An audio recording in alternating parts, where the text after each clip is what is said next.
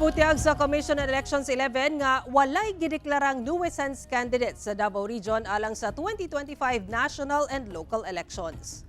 Mao kini ang gibutiag ni Attorney Michael Abbas, ang Regional Director sa COMELEC 11, nga nadawat na nila ang tanang ginuso nga Certificate of Candidacy alang sa 2025 national and local elections. Gipasabot sa opisyal nga matawag lamang nga nuisance candidate ang usa ka kandidato ugaling wala gidawat sa COMELEC ang ilang kandidatura. Base sa datos sa COMELEC 11, moabot sa 1,437 ang ihap sa mga magpapili sa eleksyon sa Davao Region.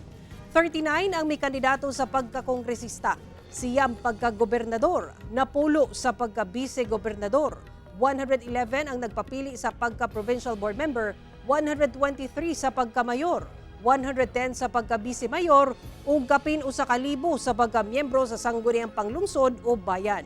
Sa karon, wala sa nadawat ang COMELEC nga withdrawal sa kandidatura sa mga nagduso og Certificate of Candidacy.